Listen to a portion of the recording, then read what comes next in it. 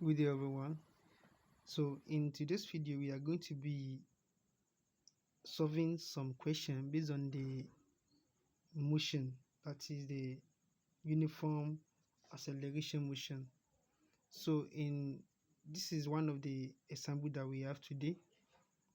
So, we have done the how we prove the equation the last time.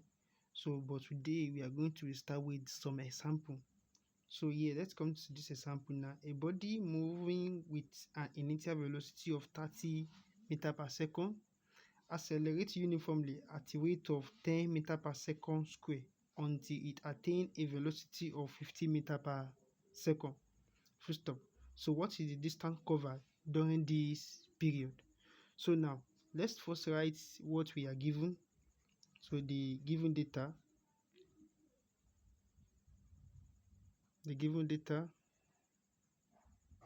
what we are given. So looking at this, we say we are given the initial velocity to be 30 meter per second. The word initial means u. That is the initial velocity. Initial velocity stands for u. If you look at it, how am I going to know that it is initial velocity I'm given? So you will check the unit, that is meter per second. That is, this unit represents velocity, but the word initial make it to represent, it makes it to show that it's this thing that we are given, it is u that we are given. So u here is going to be 30 meter per second. That's our u. Then I say it accelerates uniformly at the rate of 10 meter per second square. So the word accelerate shows that it is acceleration that we are given. So but if I did not know that, sometimes we are not going to know that it is acceleration. So you just come to the unit, you see that we have meter per second square here. So you get it now. So this unit shows that this acceleration we are given. So A will be equal to 10 meter per second square. So it did not say it attained a velocity of 50 meter per second. That is the V. That is the final velocity it attained. That is the final velocity. That is V meter per second square. Then I say we should calculate the distance, which is unknown. So back to the equation of motion that we did the other time. We said that we have three equations of motion. The first one is v equal to u plus at. The second one is s to be equal to ut plus half at square, and the last one is v square u square plus 2as. These are the three equations of motion that we need to take note. So if we are saying these are the given data we have, and we are calculating the distance, checking the first equation, we don't have the distance there, so we are not using this. We are not using the first. For the second equation, we have the distance here.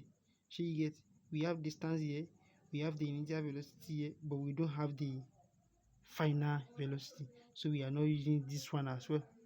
So checking the last equation, which is the third equation, we have the distance that we are looking for, we have the initial velocity, this is this, and we have the v, which is the final velocity, which is v, we have it, and the acceleration. So therefore, so we are using the third equation. So we are going to have our v square to be equal to u square plus 2as. So we are using the third equation now. So we are, remember, we are calculating for the for the distance. So let's make the distance as with the formula. So 2as will now be equal to v square minus u square. Now this one is having plus here. When it's cross, when it cross through the equal sign, it's going to change to minus sign. So let's divide the both sides, because we are looking for the distance. Divide both sides by 2a, 2a. So 2 we cancel 2, and here we also cancel a. So we are going to have s to be equal to v square minus u square upon 2a. So let's now insert our data. Let's insert our data. What is our v? Our v is 50 and our u is 30 square divided by 2.